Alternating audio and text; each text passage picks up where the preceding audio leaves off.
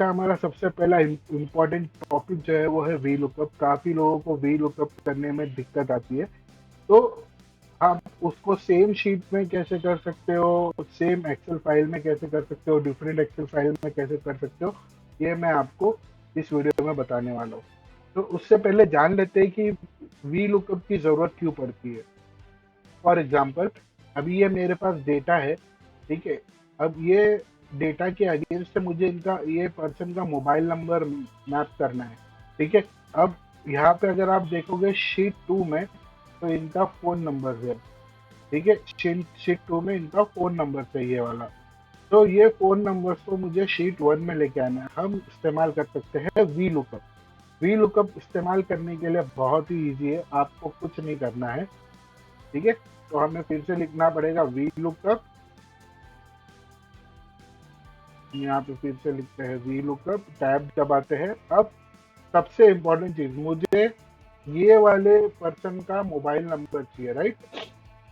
तो मुझे अगर ये वाले पर्सन का मोबाइल नंबर चाहिए तो मैं क्या करूंगा, मोबाइल नंबर लेने के लिए मैं यहाँ पे इसको सिलेक्ट करूंगा, ठीक है, A2 को। आप चाहे माउस से सिलेक्ट कीजिए या फिर आप एरो की होती है हमारे कीबोर्ड पर, उससे सिलेक्ट कीजिए, कोई प्रॉब्लम नहीं। अब जैसे आपने वी लुकअप के बाद में आपने सेल सिलेक्ट कर लिया, इस सेल को सिलेक्ट कर लिया, एक सेल को, उसके बाद में आपको कॉमा लगाना है। कॉमा इसलिए लगाया जाता है कि वो सेल फ्री, वो फॉर्मूला उस सेल पे फ्रीज हो जाए, उसके आगे नहीं जाए, ठीक है। या फिर अगर आप उसके आगे और कुछ भी ऐड करना चाहिए तो पहले आपको सिलेक्ट करना पड़ेगा, उसके बाद में आप उसको सिलेक्ट कर सकते हैं या कॉमा लगा सकते हैं। कॉमा इसलिए लगाया जाता है ताकि वो पर्टिकुलर सेल फ्रीज हो जाए या ब्लॉक हो जाए, ठीक है। फिर हम जाएंगे, हमें जो शीट या जो एक्सेल फाइल से हमको वो डेटा चाहिए।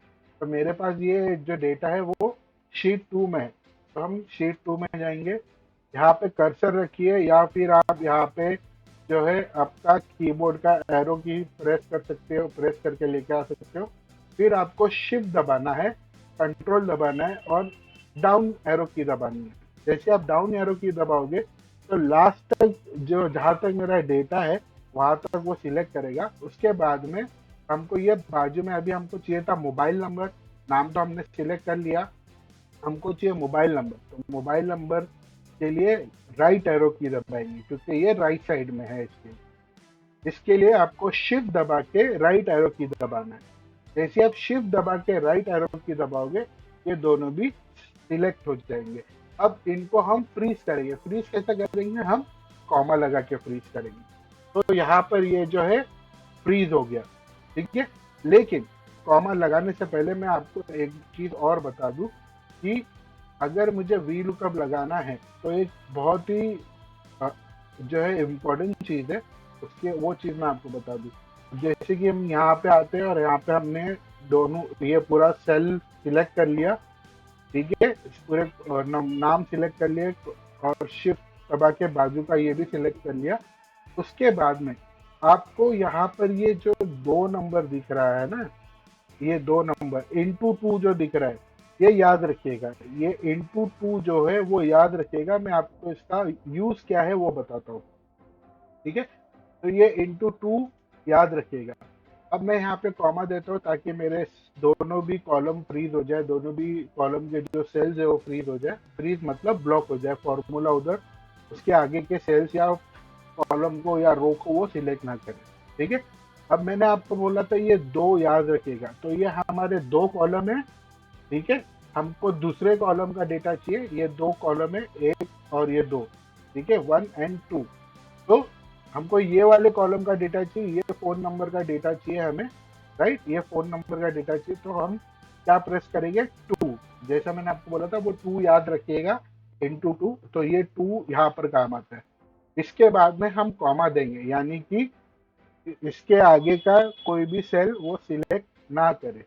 इसके बाद में हम देंगे 0, यानी कि हम अभी फॉर्मूला के इसके आगे कोई और फॉर्मूला नहीं लगाने वाले, ठीक है।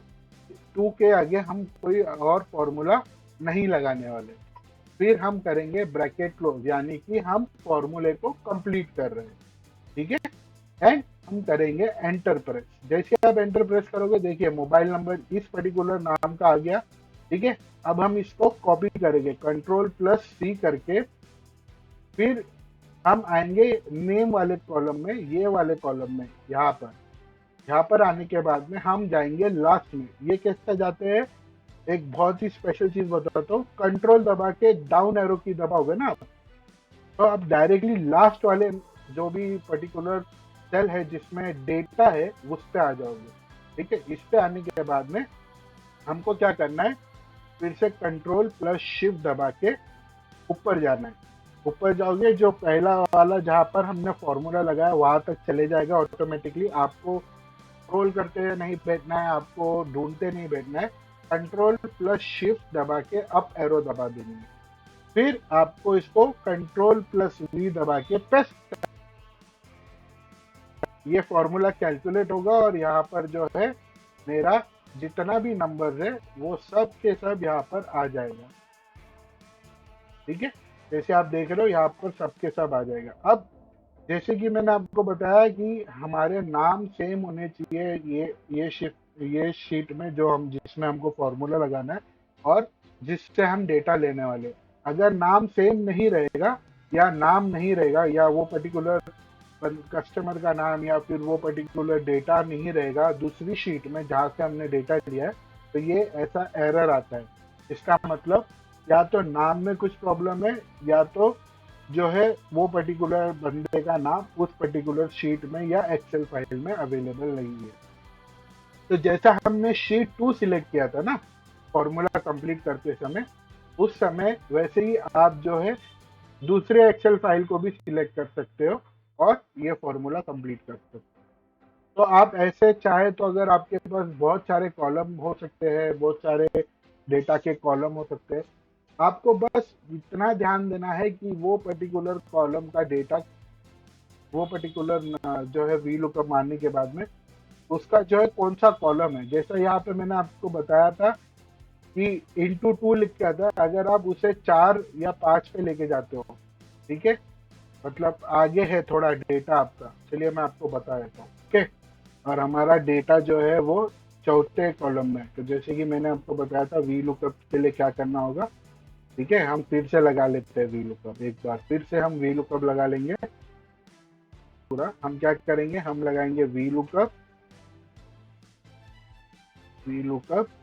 पहला सिलेक्ट करेंगे हम, उसके बाद कॉमा देंगे, उसके बाद हम जाएंगे सबसे पहले वाले नाम पे, कंट्रोल+Shift और नीचे का एरो की दबाएंगे। देन हम सिलेक्ट करेंगे जो डेटा जहाँ तक हमारा डेटा है, जहाँ पे हमारा डेटा है वो कॉलम तक। अब यहाँ पे देखिए पहले ये *2 दिखा रहा था, अब ये *4 दिखा रहा है, यानी कि 4 कॉलम। देखिए 4C दिख रहा है, मतलब कॉलम हो गया, C का मतलब हो गया कॉलम, ये C का मतलब हो गया कॉलम, ये 4 का मतलब 4th कॉलम है। ठीक है, अब हम इसको कॉमा लगाएंगे, हम इस पे जो है फिर से 4 लिखेंगे। जैसे आप 4 लिखोगे मतलब 4th कॉलम का डेटा चाहिए, फिर हम कॉमा लगाएंगे, इससे आगे का कोई डेटा नहीं लेना है। फिर हम 0 लगाएंगे कि हम अभी अपना फॉर्मूला और कोई ऐड नहीं कर रहे हैं। फिर हम कॉमा देंगे, सॉरी हम ब्रैकेट लगाएंगे, यानी कि हम हमारा फॉर्मूला कंप्लीट कर रहे हैं। एंड फिर हम एंटर दबाएंगे। जैसे आप एंटर दबाओगे पहले नाम पे जो नंबर है वो आ जाएगा। फिर हम क्या करेंगे, जहाँ पे नाम है जो वाला नाम वाला जो है सेल है उस पर जाएंगे, कंट्रोल दबाएंगे, एरो की दबाएंगे, नीचे आएंगे सबसे नीचे, फिर हम राइट में जाएंगे एंड कंट्रोल दबा के शिफ्ट दबा के ऊपर का बटन दबाएंगे एंड हम इसको पेस्ट कर देंगे। पेस्ट कर सकते हैं या फिर आप कंट्रोल दबाओगे तो जो ऊपर का फॉर्मूला है वो ड्रैग करके नीचे ले लेगा। ऑटोमेटिक एक्सेल करता है, आपको कुछ करने की जरूरत नहीं पड़ेगी। और इस कंट्रोल कर कॉपी करके पेस्ट करना है, दोनों में से कोई भी एक चीज कर सकते हो, बिल्कुल ही आसान है।